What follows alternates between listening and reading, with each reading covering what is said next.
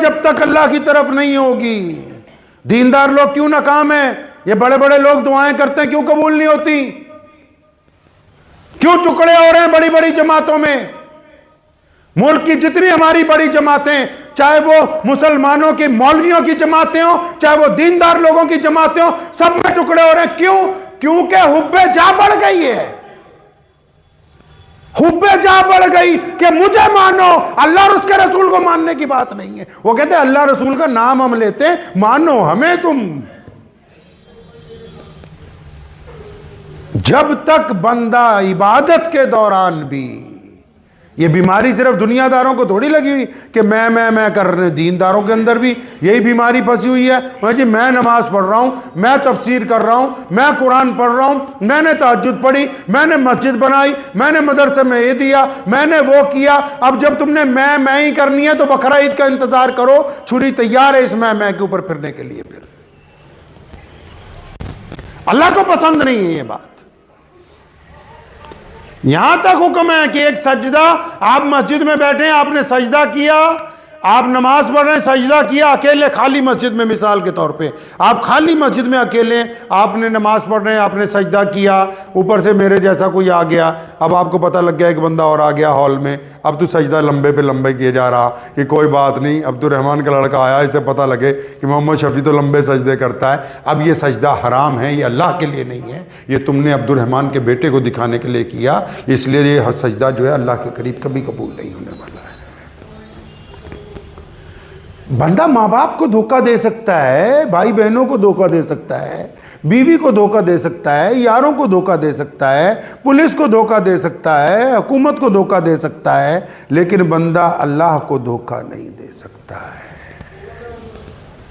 और आपका दिल अगर इस बात पर आमादा नहीं है, याद रखो, इस बात को दिल की तख्ती पे लिख के ले जाओ। अगर आपका दिल इस बात पर आमादा नहीं है कि वो आपको बताए कि तुम सही हो या गलत, तो फिर आप चलती फिरती जिंदा लाश हैं, आपका इंसानों के अंदर कोई गिनती नहीं है। अगर दिल ये कहता है कि फलां काम गलत कर रहा है, तो फिर आप अभी जिंदा हैं, आप पलट सकते हैं रब की तरफ, आपके पास मौका है।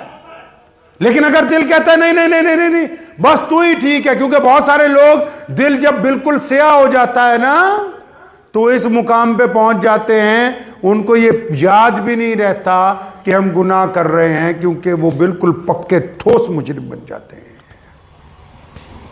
तो वक्त निकालिए, निकालेंगे थोड़ा सा वक्त, कोई 5 मिनट 10 मिनट, नमाजों के अलावा किसी वक्त सब लोग उठ के चले जाएं नमाज में से, आप बैठिए मस्जिद में, या रात को उठ के बिस्तर पे, जब कभी आंख खुल जाए बिस्तर पे उठ के बैठिए, नहीं वजू होता वहीं बिस्तर पे उठ के बैठिए, किबले की तरफ मुंह कीजिए, अपने रब की हुजूर कुछ दुआ मांगिए, अल्लाह का कोई ज़िक्र खैर कीजिए, अल्लाह करीम आपके दिल के अंदर सुकून पैदा फरमा देंगे। और जब दिल में सुकून हो जाएगा तो अल्लाह ने की तरफ से बड़ी इज़्ज़तें, बड़े रास्ते खुलने वाले हैं इंशाअल्लाह ताला।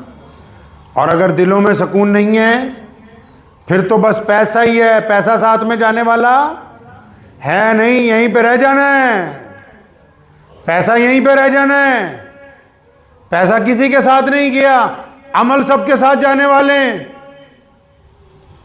तो दिल का सुकून अल्लाह के जिक्र में, अपने रब को याद करें, अपने रब का नाम लें, अल्लाह की तरफ मुतवज्जो करें अपने दिल को, और ये राज अपने और अपने अल्लाह के दरमियान रखें। जिस तरह आप सोचते हो ना कई गुनाह छुपा लें किसी को पता न लगे, इस तरह अगर आप अपनी और अल्लाह की दोस्ती को छुपा लेना तो किसी को पता ना लगे, तो ऐसी ऐसी जगह आपको इज्जत मिलेगी कि आपको अंदाजा भी नहीं होगा, अंदाजा भी नहीं होगा आपको, आपके वहमो गुमान से ज्यादा।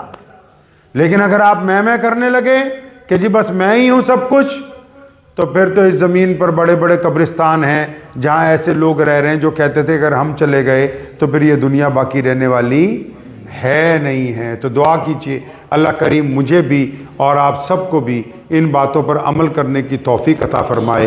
व आखिर दावाना अनिल हम्दुलिल्लाह।